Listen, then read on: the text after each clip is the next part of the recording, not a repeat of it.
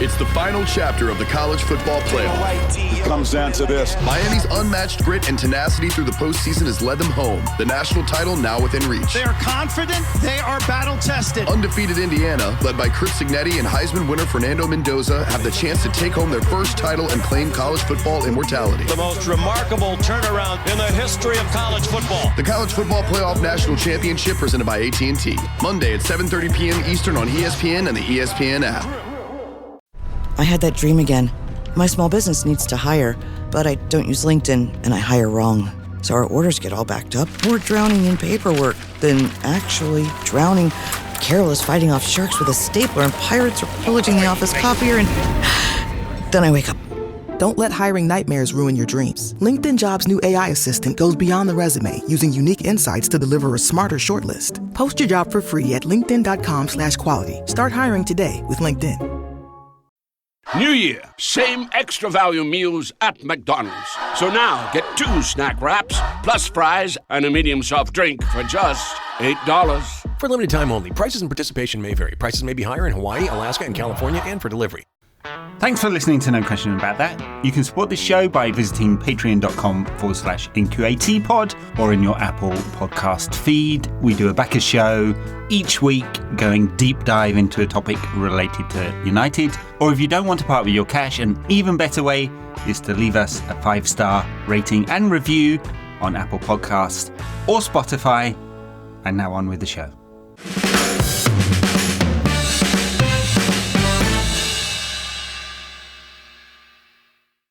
Welcome to No Question About That. This is the midweek pod. I'm Ed with Adam today, and we are going to talk about Grimsby 2, Manchester United 2, 11-10 on penalties in the EFL Carabao Cup, whatever the fuck it is. Adam, how's it going? Can't you tell? Just that was fucked. The sum of all the fears that we've had, sort of encapsulated in 90 minutes. Just tactical concerns, outplayed. They weren't intimidated, and it almost intimidated United in that first half hour. It didn't feel like they were going to score until they just threw everything at it. And Grimsby were out on their feet for the last probably 15 minutes. Yeah, it just I don't know. I think this is going to be a hell of an hour. I don't know what to say at the moment. It's going to be a hell of a few days before the end of the transfer window to see what happens. And also if you're Sir Jim, Omar Barada, Jason Wilcox, I guess the Glazers, you are looking at the first 3 games of this season going, bloody hell, did we do the right thing sticking with this guy, giving him £200 million to spend that we don't really have, swapping out the whole forward line. We'll get onto the bigger picture, but yeah, there will be some pause for thought in the boardroom at United. I'm no doubt about it. Right? Let's see what the statements are. The leaks to favourite journalists about no, we're fully behind the guy. Next few days will be kind of important. One of the reasons why it'll be so important is the desperate stakes with the goalkeeper situation. Yeah, I know. Just for those of you on the pod, I mean, I watch either of them behind fucking fingers. It's just so awful. How many times can it come to a head, though? I thought that what happened in the Europa League final, that was going to be it.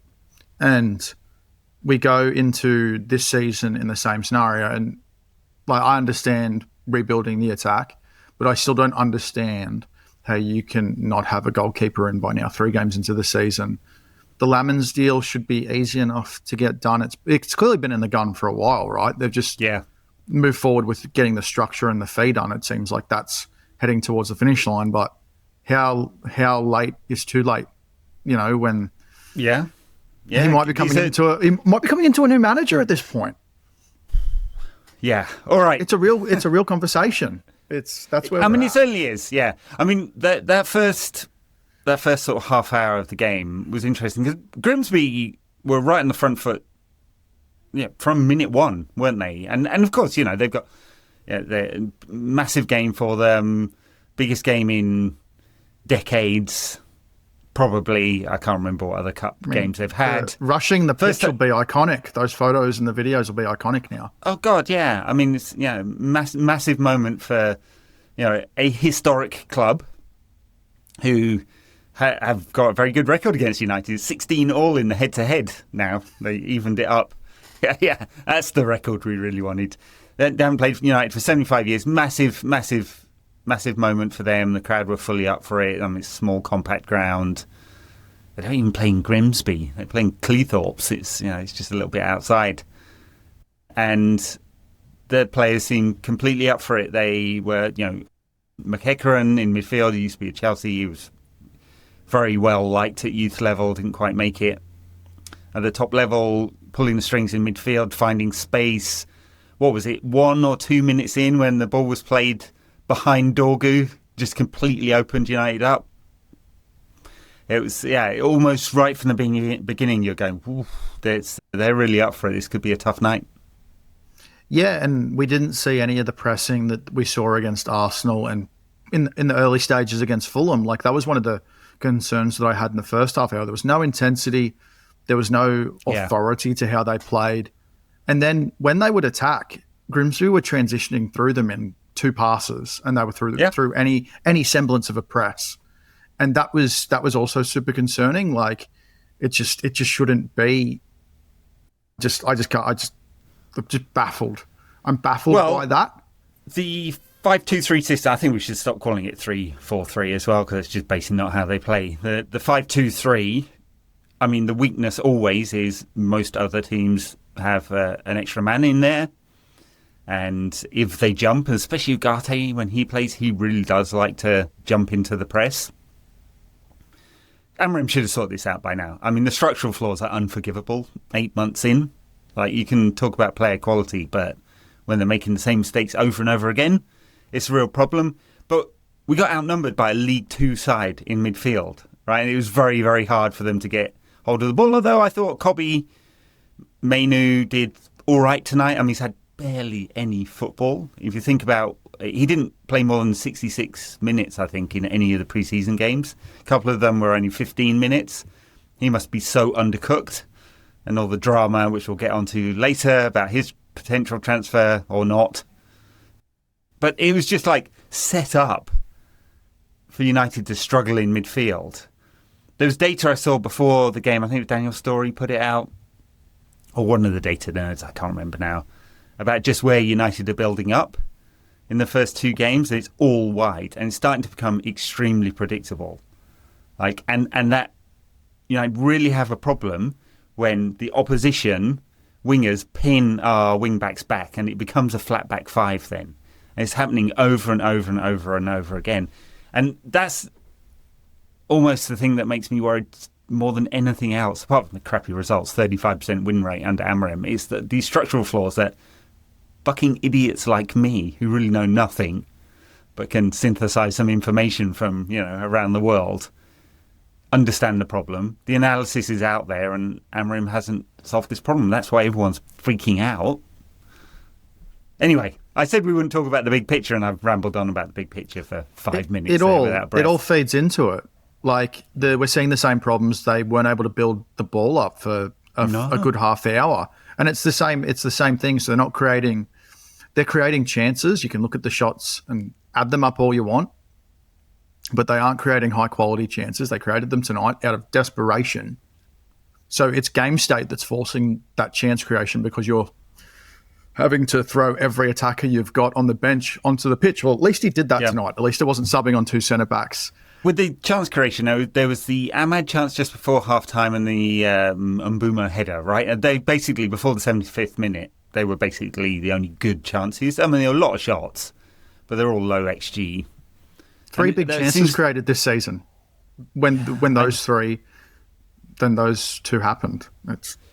It's a worry, because the model is all about getting overloads in wide areas so you can get the very, very high quality chances. I mean, this is, he's doing it in a different way, but all modern coaches in one way or another basically disciples of Pep Guardiola, and he's a disciple of Johan Cruyff. And the idea there is you're getting the ball as close to goal before the final shot, because it increases your chances of scoring massively. And this is the theory, which we're not seeing the execution at all, And didn't tonight against a League Two bloody side. Well, the way Patrick Dorgu's receiving the ball, even he's got his back turned to goal. It's not creating those overloads and wide chances and cutbacks. And we saw them in pre-season briefly in the first. We did see bits of it, yeah. Few games, and Dorgu was arguably the standout. You and I talked about this before the season started, but it's like we just keep going back to square one because they keep getting out game planned and they don't seem to have another gear to go to apart from throwing everything forward against tired legs. And it's you've said this, hope is not a strategy, and that's feels like what we're banking on. You can, you know me, I generally bank on positivity and I can see the glass half full, but I think that's naive at this point based on what we're seeing. You can point to the fact that one of the reasons they were trailing was goalkeeper error. So the first goal, letting it in his near post, second goal, just coming out and flapping. Like, you have fists. You got these, come out strong with them. Funny, I wrote 2,500 words on United's goalkeepers the other week. And, I think one of my paragraphs was like, if you're not going to claim it, punch it. They get an advantage from referees. Use it. Like, use it. You get the... Yeah. I don't know. I don't know, mate. It's extraordinary. Just given what Baindia did in letting one in, chucking it in his own net, that Onana wouldn't just keep it to the basics. And leaves United with a massive, massive problem. I mean, Sene Lamans is coming in. I mean, 23-year-old, never played in a big league, moving from a small club, Antwerp, to United. That's a hell of an ask to be first choice straight away. Hell of an ask. Should be competing. It should be a competition role, but it's like Højlund. It's like being thrust into a role that you might not be ready for. So you've got that. You can, like, I really like what I've seen on the extensive comps that we're getting from United Bucky, but the problem is you're asking too much of a player who might not be ready for it, and what you can do in the process is ruin that player, and we're seeing this on repetition. It creates a lot of concern. He's not coming in as the undisputed number one. He should be coming in as a number two who's capable of challenging for that number one spot. That's the design I see for him. But we don't currently have. How can we have any confidence? To me, Tom Heaton is the keeper who should be starting because at least he's reliable. Like, the ceiling might not be too high, but at least he provides stability and security. We saw that in preseason, and his shot stopping for a 39-year-old was still pretty good. But what does that say about Manchester United if we're in a situation where we're playing a 39-year-old who's basically got a contract because they need three goalkeepers for the training routines, and that's why he's still there. And he's homegrown, yeah. I don't know whether United have a problem with that, but we're not in Europe, so that changes the rules slightly because there's is it 9 in the 25 have to be homegrown in the Premier League? I forget the number. Yeah, 8 or 9. Yeah. 8 or 9, something like that. Yeah, it's proportion, isn't it? Well, at least he'll keep the academy record going. yeah, but Tom Heaton might not have a choice. Amazing, yeah. Shame Johnny Evans isn't still at well, he is, but not in a playing capacity. Can we register him just in case? After half time, United obviously pressed forward. Grimsby looked dangerous on the counter over and over again. I mean, one of the goal that was chalked off, very, very marginal offside. I think it was offside, but I thought it was goal. You thought it was goal, yeah. It's really hard to tell from the camera angle. It's low and angled, and obviously no VAR or semi-automated offside calls in the EFL Cup until I think it's semi-final, isn't it? And so they may feel very aggrieved with that one, but they kept doing the same thing. They kept playing the balls into the channels. Direct but fast, right? Then it's not launching it long ball style. They knew what they were doing. United pressed forward. They used the space behind the wing backs to their advantage pretty well. I mean, they've gone through. If they didn't, they might have been counting themselves unlucky given the number of chances they created in that first half and then the breakaway opportunities they had in the second. Yeah, it's not like goalkeeping errors aside that they were unworthy of winning. They deserve to win. That's an indictment on where the club's at. Like, the second half I was thinking before Cunha missed his penalty, I was thinking the second half just doesn't change anything for me. It just hides the flaws, covers over the cracks for a little bit longer. This just makes us face a bigger reality sooner, and it's really concerning. It's like the spotlight is firmly on the club. And so to me, and the vibe that I obviously get from you is that you put it down to the players not being platformed correctly in the tactical system, rather than, like, besides the goalkeeping situation, you don't feel like it's an outfield player problem. It's clearly a problem with the way they're being asked to play. Like the two-man midfield, you need a midfielder who can play like two men at once. Like you need that Kante, Caicedo player. Yeah, like it's this Carlos Baleba shaped hole.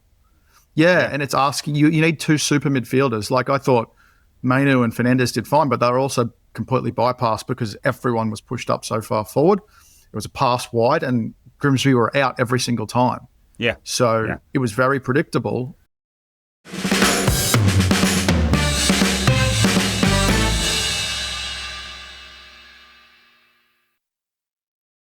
Yeah, to answer your question, I mean, I think there is a systemic problem in that, I mean, if you look at the Premier League and the quality of coaching there is in the Premier League. I mean, tonight, David Tell's got a kind of interesting personal history with Morecambe and a bunch of lower league clubs. He's your sort of archetype lower league manager, I think, really. You wouldn't expect a massive tactical brain, keeps it simple, but they exploited United's weaknesses. And it's not that, I think, somehow 3-4-3 or 3-4-2-1 or 5-2-3, however you want to kind of call it, is some kind of religious thing that, there's some fundamental truth about this or lack of truth about this system, right? It's normally player quality and the clarity of communication from the coach about what he wants, when, to simplify it, is your game model, and the game model is there to create consistent quality chances and to stop the opposition doing the same, right? To really simplify it. And I think that appears to me, as not a tactical mastermind, no coaching badges or anything like that, to be the trade-offs he's making and has chosen to make in midfield with the space behind the wing-backs, the rawness of, or the limitation of those wing-backs, and the problem with the balance in midfield. He has made those choices, right? So it appears to be the club making the same errors, let's call it, with lionising a coach and giving him ultimate power. And we always say this every time we get a new coach. We've done it for 10 years, 13 years. Now, back the manager. But what does back the manager means? Give him the players he believes he needs in order to make his system work. Get out the players that he doesn't need. Try and complete the squad to as much as you can to his design. It's never quite there, is it, with United? And that's what we've done again, right? So we're sacrificing players, either kicking them out for a variety of different reasons, which we don't need to litigate, and bringing new players in, and it's still not balanced. And he's so tightly tied to his system that even though it makes fundamental and massive trade-offs with where players are playing and some of our best players, he's still going to do it anyway, right? And it just final observation, it feels like it has to be almost perfect, each player in each of these positions, in order for this to work. There's that quote that Miguel Delaney put in his newsletter. Liverpool looked at Ruben Amorim and they saw him as a brilliant coach, but that they'd have to need to spend 500 million to make his system work even with the quality of players that they had. That's a year and a bit ago. And it feels like that at United, doesn't it? It does, and especially if you're shoehorning players in. Like, we both love Bruno Fernandes, go to war for the bloke, but he's not a central midfielder. He's not a natural central midfielder. And when you need two very specific profiles in that midfield who are always going against a three-man midfield almost every single week, like, I don't think there's many opponents who are playing that three at the back system that Palace under Glasner, and then sometimes Pep. But Palace not have the every week. perfect profile of players. Like if they didn't have Wharton, like they're losing Eze, they're losing Guay, they might have to change. Yeah. They might actually have to change their system. So I'm interested to hear from you. Like we've had this discussion with Eric Ten Hag compromising on his principles, and when Ruben Amorim was signed, it was always that it's good to have a manager who's not going to compromise. And I like the resetting of the culture, the standards, knitting the players together, but if you're like, how much do you compromise on your principles based on what you're learning? Like based on the information that's being given to you and the feedback that you're getting in games, you do still need to adjust that and adjust your principles accordingly. You can't be completely rigid. It's just not how it works. Yeah, well, absolutely. I mean, it's how do you strike a balance between the trade-offs you always make as a coach and the trade-offs he's making with players right now, because he's moved Bruno Fernandes deeper. Right, one of the world's most creative players, further away from goal than he's ever been in his career. He's having to play quarterback. Is it? And he's done that to get Cunha and Mbeumo in the team. Was it worth it? Question mark. Ahmad, one of the brightest sparks last season, now basically a player on the bench. I think maybe he'll play some games at wing back. Maybe he won't. Who knows? He's struggling. He didn't. Yeah, he's having to learn a new role or be first substitute for Mbeumo. Did we need to? I love Brian Mbeumo. Brilliant goal tonight. Brilliant goal. Massive amount of quality, and I think he'll do well for United. Was that the right? I'm questioning. Was that the right strategy? If we have a in the limited, finite resources, right, to change the team, the squad to what he wants. So we compromised Bruno. We compromised Ahmad. Kobbie Mainoo played tonight because Bruno didn't start, right? But he's going to play one game in 5, probably, because Amorim has said, hey, you're not a 10, you're not a 6, you are the 8 in a system that doesn't really play with an 8 anyway. You're the more progressive of the 2 6s, if you want to call it. But therefore, you're the first change reserve. So one of our best young players in Mainoo, one of our other best young players in Ahmad, both compromised. Our best player in Bruno, out of position. 2 wing-backs, 2 very specialists. We've got one who's super, super raw in Patrick Dorgu. He might become a brilliant player. He had a great pre-season. We'll see. It's not all there yet. The other one, Dallo, cannot play this position. He offers nothing, right? So, and then your other choice there is a winger. Right-footed winger, left-footed winger at right wing-back. I mean, there's so many compromises he's playing at the altar of this system. And I'm not here to say, hey, he's fundamentally wrong or I know better than this brilliant tactical coach. I'm just saying I observe he's making a lot of compromises. We are again in a situation where there's square pegs, round holes all over the pitch. Again. Yeah, to me, the question is as well, are the compromises that you're making for your system still maximising your best players? So I don't think shoehorning players in is ever a good idea. If you want to fit all your best players in by playing a system that maximises them, great. If you want to fit them in by just shoehorning them into positions that you have available, so I'm at it right back, Bruno Fernandes in central midfield, then you have a problem because you're adding in weaknesses as well. And you're asking a lot of other players. To me, it's hard to hide from the fact that the players belong in a different formation. And the squad itself is probably suited as a whole to playing a 4-3-3 or a 4-2-3-1 with the players that they have available. Mm-hmm. Like arguably, Patrick Dorgu is probably suited right now with his stage in his development to playing as a left back. Diogo Dalot is clearly a right back. You can still have those players being really aggressive fullbacks in the way that Liverpool play with really aggressive fullbacks in a 4-3-3. And I think that would be better for Kobbie Mainoo. Mainoo, yep. You and I talked about this pre-pod about how I'm supposed to pronounce his name. It's Mainoo. It's Mainoo. I'll get it right. I'm sorry to all the listeners. Bruno Fernandes as well. You can play 2 8s. After I've had a couple of edibles and 6 pints, I get those 2 right. It's amazing. It just comes naturally at that point. Yeah, I mean, I do tend to agree with you, and it feels very reductive, doesn't it, to just go, hey, if he switched to a 4-3-3 or 4-2-3-1, it would solve all the problems. I mean, probably more a 4-2-3-1, yeah, right, rather than a pure Ajax-style 4-3-3. But if he switched to that, it would immediately bring balance to the team. Very, very balanced team. you get all our best players in the team, basically. I mean, Ahmad may still have with problems. depth, though. It gives you a good depth problem. Yeah. Yeah. Because the players still need to be rotated, even though they might only play 40 games this season, the way things are tracking. But at least when we you get have Liverpool away in the FA Cup in January. It will be 40 games, you still have strength and depth on the bench. Like if Ahmad, Xerxes are your first players off the bench, that's pretty good. That's a good thing to have. Like you want a range of options to change games. I've tried to see the best in what's happening, but I think that it doesn't work. I think you've got to just compromise more. Compromise more.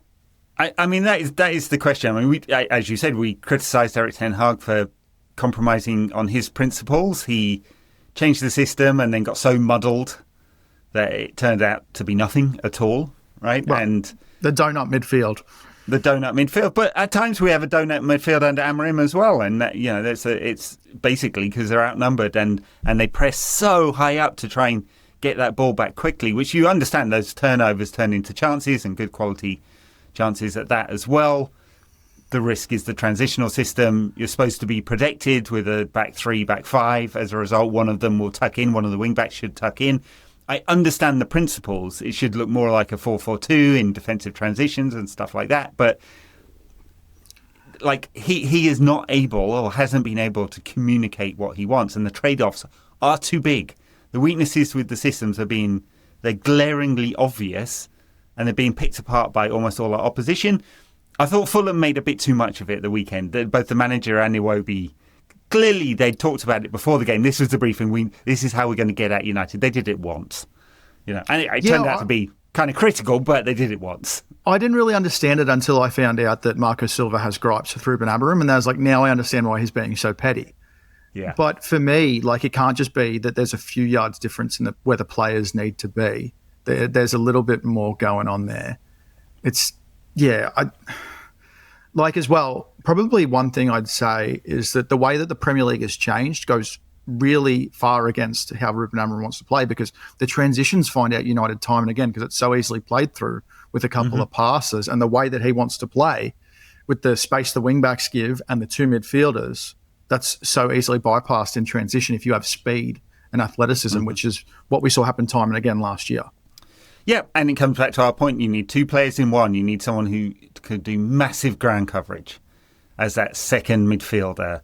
One to progress, one for massive ground coverage. You can certainly see why, like the powers that be, looking at the market and the long-term squad building and going, hey, Wharton and Baleba, what a pair that would be in this system. And of course, right, they're the perfect profiles, right?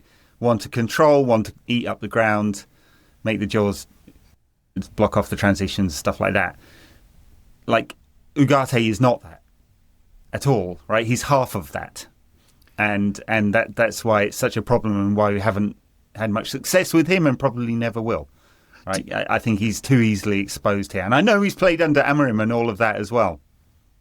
In Portugal. And do you think like the targeting of, say, a Wharton and Baleba, do you think that identifies the fact what you're saying, you need perfect players for your system? When you don't have the perfect players, their weaknesses are so glaring because they don't have all the strengths required, that identifies in itself problems with your system you need to compromise on. Yeah, absolutely. I mean, the good thing, I suppose, right, with all the players that United have bought so far and are thinking about buying, I mean, I suspect that apart from the outgoings, it's only Lammers who's going to come in. Unless we get a big surprise, it would appear to be that. But if you think about long-term planning, at least all of those players can play in multiple systems. Yeah, at least even Dorgu, who is extremely attacking, but played, when you look at the number of games he played at left back for Lecce, it was a lot, right? It's still the position he's played the most over his career. Same with the Buma and Cunha, can easily slot into a 4-2-3-1 or 4-3-3. I mean, you wouldn't do Ten Hag second season with Cunha, like play him out on the wing. That would not make on the touchline, like Ten Hag did to Rashford. That would be mental. It's mental enough doing it to Rashford, but Cunha, who needs to be much further inside, that would be a problem. But, I mean, the point being is, if it does all go really pear-shaped, even more pear-shaped for Amorim, they can plug in a more traditional, let's say, manager with this set of players, and it wouldn't be a disaster. You may even get a jump in results. I mean, come back to that point. I know it won't happen, right? So it's a thought experiment. If Amorim tomorrow said, okay, fuck it, we're going to play 4-2-3-1. You all know how to play this. Pressing structures, the same. Out of in transition, out possession. Much more protection now because Bruno can drop in deeper. Wing backs, they start in a slightly different position. All the central defenders know how to play that system. I think the uptick in results would be immediate. And it's so basic and reductive to say that, but everyone would understand it straight away. I think it also comes from that frustration that we've never got that sugar hit, that new manager bounce never come. No. Like we've never had that stream of results to not have 2 Premier League wins in a row. And I know that his critics are so ardent about that, but unfortunately it's becoming more and more real.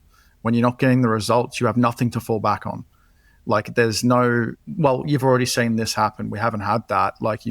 I can't cling to the opening 15, 20 minutes against Fulham. I can't cling to a loss against Arsenal because ultimately I don't have anything to point to be like, if we stick with this, this is our outcome because we're not getting it for sustained periods.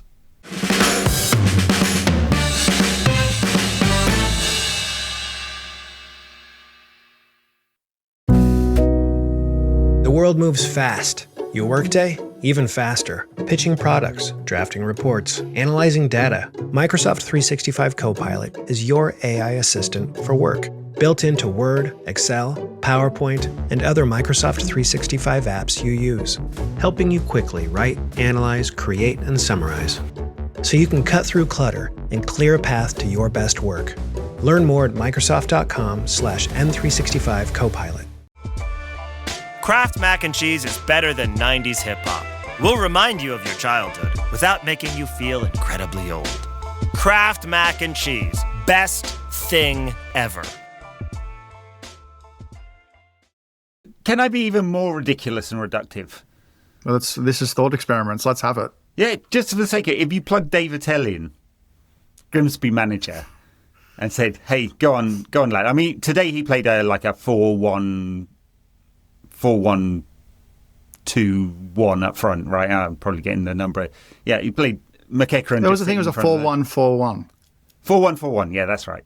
Brain-mouth connection not quite working there, but yeah, 4-1-4-1, very basic system, really, mainly designed to be able to drop into 4-5 out possession. Not that United put them under pressure until the last 15 minutes, really. But if you plug David Tell in and said, hey, give us the most basic thing possible, right, with this squad of players, it would look okay, right? And so that's the problem I have, in a sense, that we have to believe it has to be an act of faith in Ruben Amorim that the pain now, or the storm as he called it, is worth it for the transition from what we were, more transitional side, sorry for the pun, under Eric Ten Hag and definitely under Ollie, to a high possession, high quality chance creating side, which is what he's trying to get to in a particular system where he's trying to create all these overloads in attacking areas. Is it worth it? We have to have some kind of level of faith. How many games does that faith last for before people give up? I know people online are giving up, but there were probably people after 3 games that were like, fuck this guy. So, but the powers that be, the people that make these decisions, and himself, Ruben Amorim, how long does this period take in order that you're with pretty high quality players not going to look ridiculous every week? Well, I think it's a fair question also to ask. When you look at, I'm sure you saw the Ruben Amorim meme where he's got the clipboard during the game today. Playing with the magnets, yeah. Yeah, I think it's worth asking, are the players being overcoached? So are you actually constricting them by making their roles so defined that they have no freedoms in how they play? And so is that a worthy discussion? When you talk about simplifying it with the David Attell, if you just, for example, in the event that Ruben Amorim sacked, I'm not calling for it, I'm just doing this as a thought experiment. If Darren Fletcher was asked to coach the team in the interim, and he really simplified things with the same system he's playing in the under-18s, what happens? Yeah, I think there would be an uptick in results and performances, and it'd look more coherent straight away. And how much time do we have to gamble on faith? Yeah, and I don't know the answer to that. Because, I mean, in a sense, I think I'm saying I'm not Amorim out and I'm not Amorim in, because I don't really understand how long it takes to get to where he wants. I see other managers make changes really immediately. Managers who may be a little more basic and simple in their instructions and what they want. I mean, you think about Thomas Frank, what a massive bell end he is, but he's very quickly got that team playing like a team, right? He's gone from they're almost polar opposites. You almost couldn't get more different in terms of style and systems than Ange and Frank. Just a completely different kind of thing. And sure, they screwed up the Super Cup final by sitting deep too early, scored too early, did Spurs in that one. And Frank did the Frank thing of trying to have zero possession, basically, for the last half of that game. But he's managed to imprint his system on that team straight away. Is it so complex? It's a fucking galaxy brain here on Amorim that, you know, he has to have 18 months of information crammed into these players, and you have to have an IQ of 150 to understand it. And, you know, if the moon is in alignment with Mercury, you stand 3 yards further forward. And it's just like what he wants, it's not showing on the pitch. Is that because what he wants is way too complex for the players to understand, it's going to take way too long, or that the players simply cannot execute on it because they're not the right players, and you have to go scour the earth for the 11 perfect players? Or is he just not that good a coach? And actually, it's not that he's galaxy braining it, but he has an idea and he just is not able to deviate from this one idea at all, no matter how much it's found out. I don't know the answer to these things, but bloody hell, I'm not sure we should be even asking these questions 45 games into his managerial reign. That's the important thing, right? So the 45 games. So I think you give him the preseason, you've got the 3 games here, but he's also had 42 games to sort of experiment and figure it out. I thought last season that the squad had finally been found out, years of ineptitude and decision-making, but I also think it's fair to say that the data that we've seen through 45 games gives you enough evidence to show that the manager is also underachieving, despite the squad itself not being good enough last season. Both things can be true at once. So those are the questions to ask. And yeah, like you said, is it too galaxy brain? Is it too much to expect for the club to be seeing an uptick in results by now? Like they're not competing. It shouldn't be, should it? Those middle bracket Premier League clubs, they can't dominate at any stage, and they can't get results against. So they're competitive in the big games. They've beaten the now relegated clubs, but fast forward into the new season, they had the most humiliating result that I can remember since MK Dons. Yeah, where we're just finding ourselves in that same place. So yeah, after NK Don's result, Van Gaal fired half the squad into the sun, didn't he? We had that rush of signings. We remember it's just, I think, like, I'm the same as you. I'm not Amorim in, I'm not Amorim out. I'm trying to figure out what the best thing is for the club to get things back on track. That's ultimately the question. And all right, a few other talking points. Benjamin Sesko made his full debut. What do we think? I mean, he had a couple of half chances, didn't he? Don't you think we saw the same thing with Højlund? So I was thinking during the game, and this is obviously just a thought bubble, but does the system facilitate the best possible outcomes for the striker? Because more often than not, Sesko looked really isolated, the same way he looked isolated against Fulham. To me, it asks a lot of one player. It's different when you have a big bully like Victor Gyökeres bullying Casapia and being able to target the weak players. Those opportunities do not exist in the Premier League as often. Look at what Very Calvin rarely, Bassey was able to do with Brian Mbeumo. He just was straight bully ball in how he defended him. And we're just, like you said about the level of coaching, it's just not, it's not a maximising system to me at the minute. It needs, I don't know about changing the formation, but I do know about changing the roles within it. Well, what Sesko isn't going to get is one of the things he actually really likes, which is the ball into the channel to run onto. He will get, in theory, if Cunha and Mbeumo are close to him and the wing-backs are pushed high, he will get simple balls to finish. He's a decent finisher. His box efficiency is okay. Not sure we saw much of it tonight. Obviously didn't get a lot of space. We should get some cheap goals with floated balls into the box. He got one header on target today, didn't he? He looked very annoyed with himself that he hadn't done better with it. Hard chance, not a lot of pace on the ball, so we'll forgive him for that.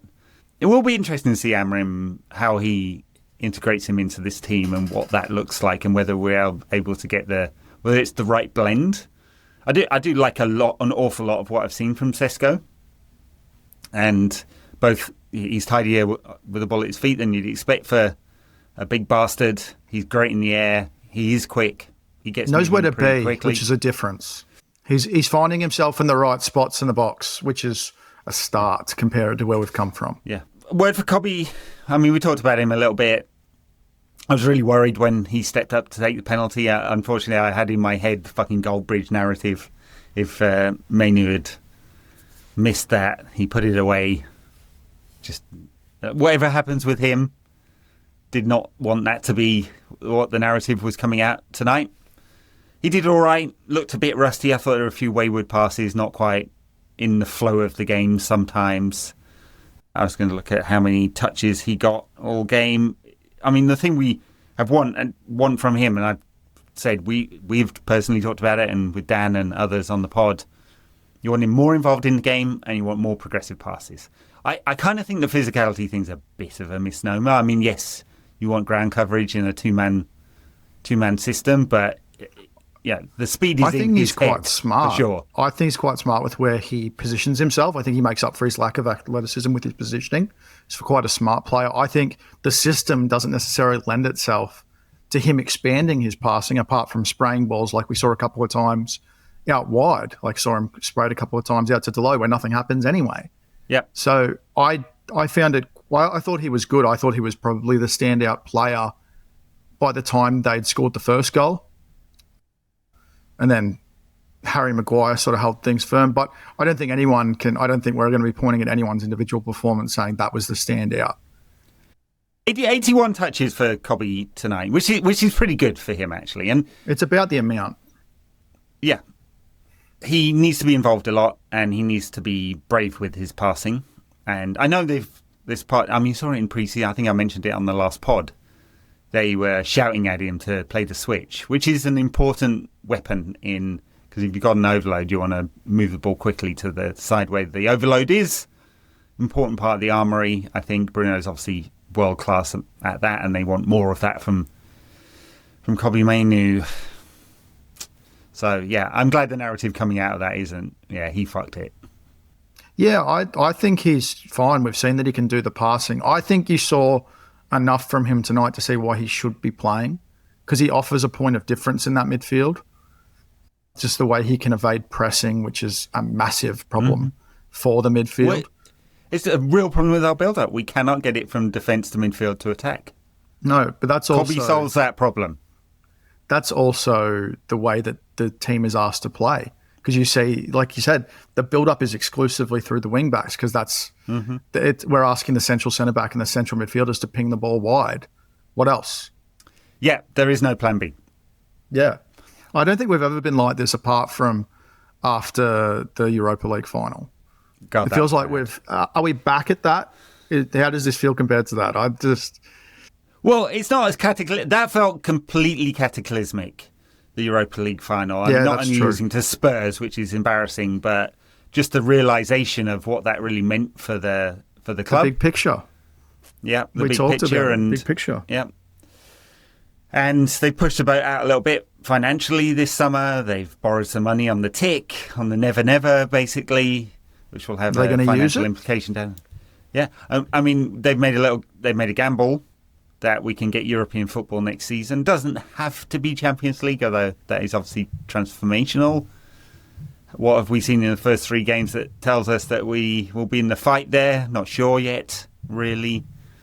Yeah, it's a real issue, and you've got to somehow keep faith. And this results like this tonight will destroy faith amongst the fans, of course. But you've got to imagine that has an impact in the dressing room as well. You've got to imagine the players are going, is this guy the right guy? With what they've tried to rebuild on the summer, how much has just been undone tonight? That's a massive question that they have to. Yeah, we're going to find out. Like I think we spoke about this in the preview for the season, but were we going to see an improvement in the mental fragility of the squad when they go down a goal? Will they fall apart? When they score, will they instantly concede? And tonight, there was worrying signs. I thought early on, when they seemed like Grimsby were getting on top of them within 10 minutes, less than that they were instantly put on the back foot, and they found it hard to get back on the front foot. And that, against a League Two side, is that's alarm bells.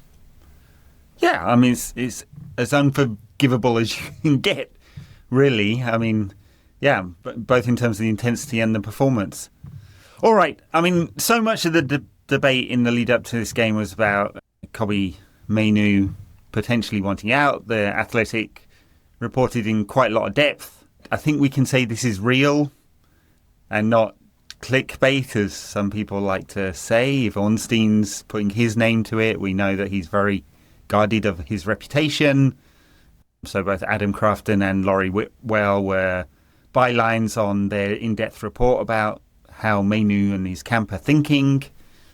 They're in the middle of contract negotiations. It's been going on months.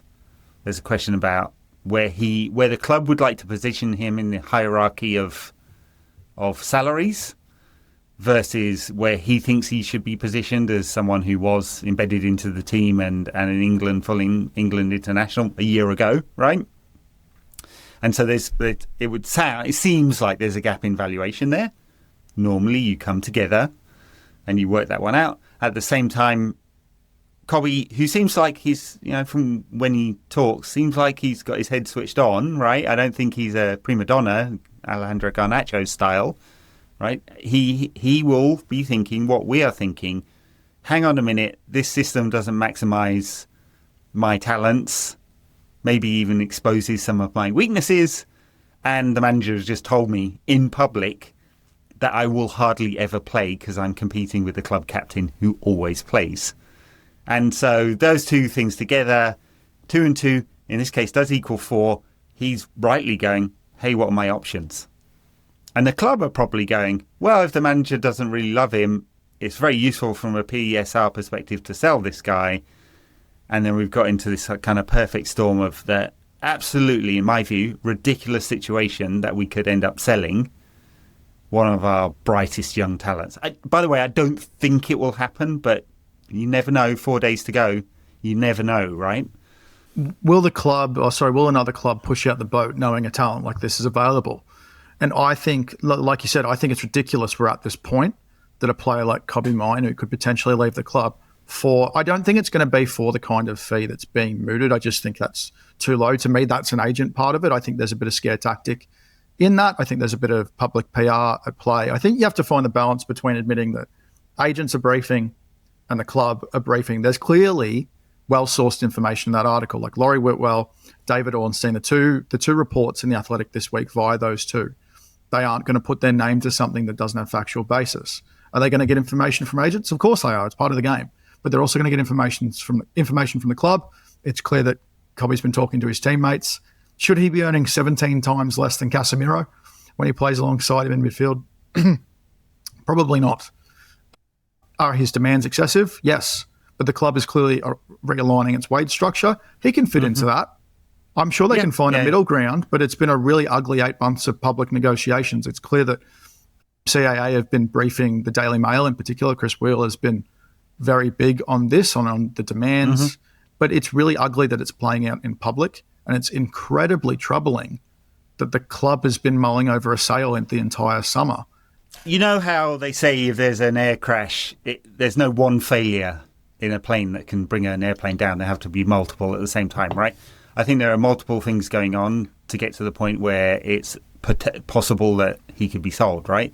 It's the realignment of the wage structure and the reconfiguration of United's finances. It's the fact that we're not in Europe, and that has strained the finances. It's the fact that we've got a manager who wants specialists in each position, impacts both Kobbie's playing time, but also how the club are thinking about their transfer market strategy. It's the fact that he is homegrown and has a zero book value. It's very useful if you sell him.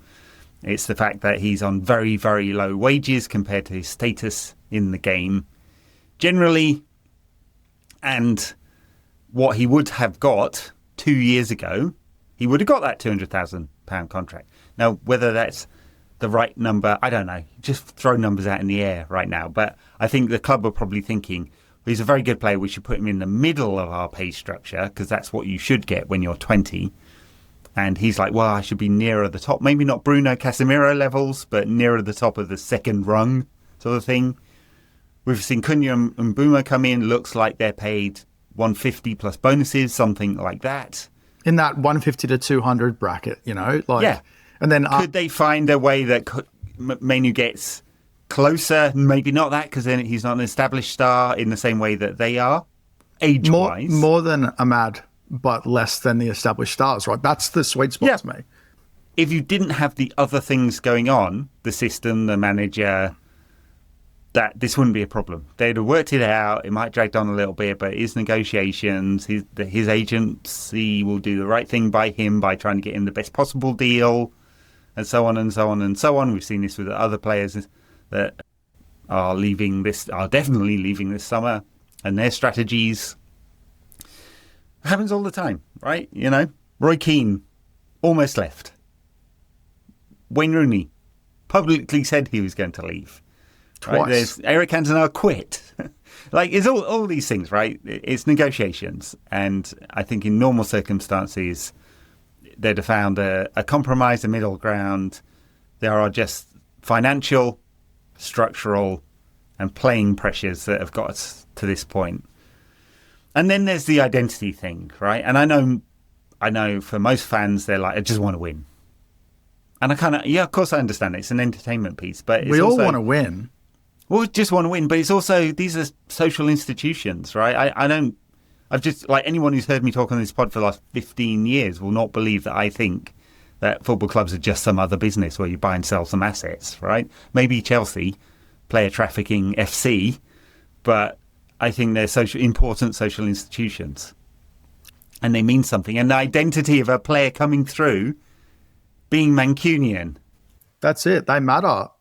Isn't that one of the reasons that, so you've got the local aspect, right? Globally, for me, one of the things I adore is that the club has core values and traditions. Are they becoming a more modern, forward-thinking, somewhat dark side of the business? Yes, of course, they're evolving. They're evolving because that's the way that the sport has gone. But there still has to be a balance where the thing on the inside of the back of the shirt should matter still. And it has nothing to do with passport, nationality, any of that shit. It's that those players mean something. It means, and it's not that it means more bullshit from Merseyside. It's that it's what the sale of Kobbie Mainoo, after what we've seen with other players leave and how they've been treated, what that represents and how the club's priorities are changing. And it does identify problems with PSR, with that and the pure profit aspect. But I'm not worried about that. I'm worried about the club's identity changing. So you look at the 3 new values that they put in that Athletic article. That was a brilliant piece of PR. In a way, those drink bottles, I don't care what it said, because that sounds like a quiet reshaping of the club's values. And that's the worrying aspect to me, the bigger picture and what it means. Yeah. And you've got that famous picture of Højlund, Garnacho and Mainoo all sat together.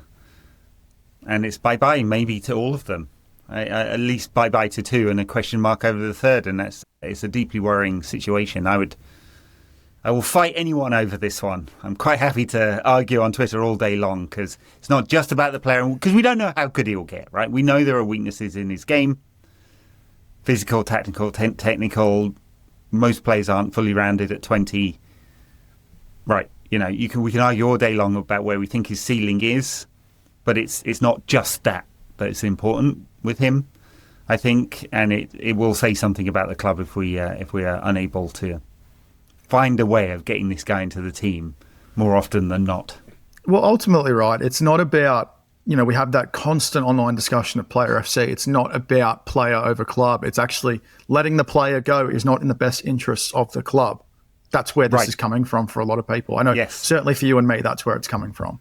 Absolutely, 100%. All right, the other one that we've had news on, it looks like a fee has been agreed, nearly close agreed. It's hard to say exactly. It's come from Matt Law and the Telegraph and Sam Wallace at the Telegraph. Matt Law is very close to the Chelsea hierarchy, tends to report on them quite a lot. I think he's blocked me on Twitter, if I remember. One of the many. He doesn't let anyone comment anyway. Yeah, that's right.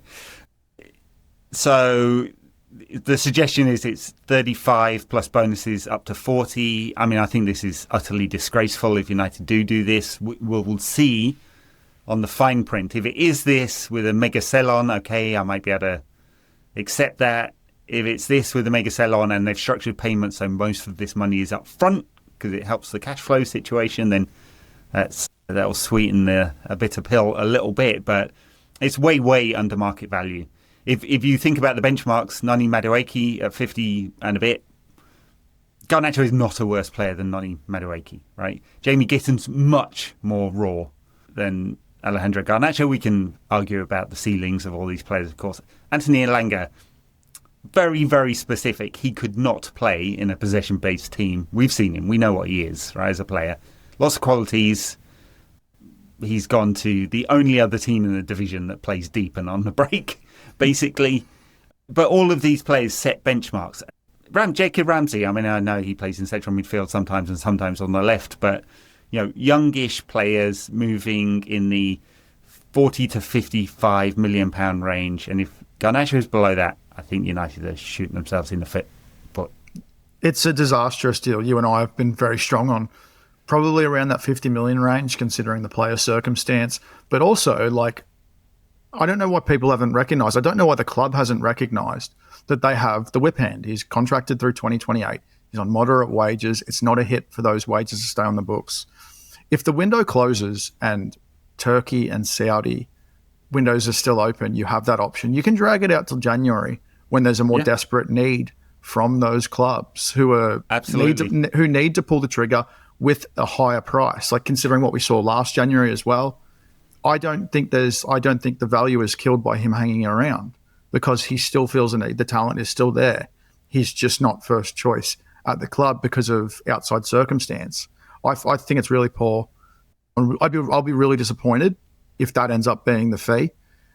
Cash up front, if it platforms another deal, great. It better be a Carlos Baleba type of major signing to justify taking the long-term hit to get the short-term cash, because otherwise I can't understand it and I can't justify it. I don't want to. No, I 100% fully agree with all of those points. Yeah, I think it's unjustifiable. We'll get some briefings afterwards why they think they've done this. If it is a mega sell-on included of the kind that we have with Mason Greenwood, for example, like a really big number, because they're getting a low-value deal now, then okay. That doesn't tend to happen between Premier League clubs. Especially with Chelsea's model. They're not going to want to give up their profit angle to give us an 8-figure return. They flip assets, right? So the very possible scenario, which is not an original thought, of course, other people have said this, that they flip him in 18 months, maybe even a year, to Real Madrid or someone like that if he does well. Come at me if you think he's not good enough, fine, but that's the scenario that Chelsea are playing at, that they think they would be able to flip this player for more money, and if he doesn't do very well, they'd get their money back, basically, because he's on modest wages as well. So, it seems like, from the reporting, a terrible deal. Rasmus Højlund looks a bit better, right? It looks like Napoli will do some kind of loan fee. Italian reporters are reporting €5 million loan fee this year, cover the wages, and then an obligation with... and Fabrizio Romano also said it, with an obligation if certain conditions are met, so playing time, goals, and so on. Looks like United will just about get their book value back, just around about, depending on the way you amortise the bonuses are when they are probable. That's a typical accounting methodology. So a small write-off perhaps. Yeah, it might be a small write-off. It might be just about on par, depending on what exactly those add-ons were. It's an interesting one because if United didn't have a cash flow shortage, I might have been in favour of just loaning him and seeing if he could rediscover the talent. Yeah, I mean, it sounds like he's the one who wants the obligation. I think United might have taken the loan with a loan fee. Yeah. So there you go. I mean, good luck to him. I've got nothing bad to say about Rasmus Højlund. He came into the club a very difficult situation and wasn't up to it.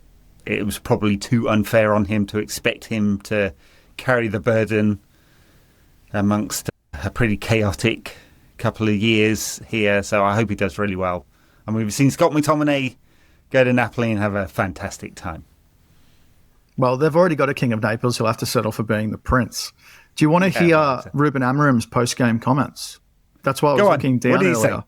Ruben Amorim to Sky Sports. When you lose but see something new, it's different. When you see something like today, it's hard to talk about. I just want to say I'm really sorry for the fans. The support they gave me, with all the support they helped the team. I have nothing to say. I'm really sorry. Sounded like, doesn't sound very promising, but also language barrier. But just wanted to mention it. Yeah, no, it's Jesus. He's gone to them before. He went to them in Monaco. Yeah. It's very possible. Yes. It is very possible he'll try and resign again. We'll see. It certainly sounds like you could interpret it like that. Time will tell over the next few days. Yeah. Just a quick one before we go. If he offered his resignation, would you take it? That's a really hard one. I mean, I guess it'd be really easy to go, yeah, of course, his results are shit, so bin him off. Like, how could it be any worse? So it's less of a financial hit as well, because he's offering his resignation. He's not being terminated. Rather than, I'm sure they've been smart enough to put a termination clause in there. And they must have done. They must have. After the Ten Hag disaster where they had to pay him like 15 million quid. Yeah, maybe, the club just can't take another. They're selling Garnacho to sack all the staff. It's sack all his staff, I mean. But. Yeah, I kind of feel like we're on the train and we have to see where it goes. But I could certainly, I haven't got a counter argument. If someone came to me and said, how can you justify these results? I haven't got a justification. Yeah, I don't have it. It makes me feel like I'm jumping ship a bit, but I also can't naively defend. It's ultimately the club's not performing close to the level. All right, well, we've got 4 days of the transfer window. I guess we'll see Sene Lammens come in. Will he fix the goalkeeping situation? Not sure. Garnacho, Højlund will definitely be done. Antony's a difficult one because Betis have, by the way, they sold Johnny Cardoso and then spent that money on 2 other players. They could have done a deal. It sounds like they want a significant loan fee plus the obligation in a year's time. I guess you just have to take that. You get the best deal you possibly can. Or you tell them to do one and force him into a move abroad to somewhere else. I don't know. Yeah. That's what I always thought they should do. But it doesn't. I don't know. We just don't have the intricacies to understand. But I can't understand why they're still negotiating. Yeah, he has a very high book value, so at £32.5 million. Amortisation, by the way, a few people have asked this or got it wrong on Twitter and pushed back. It's calculated daily, right? It's not, you don't click over the next year of the contract and then write another £15 million down. So it's a difficult one because his book value is higher than his market value. And so how much of a hit are United willing to take?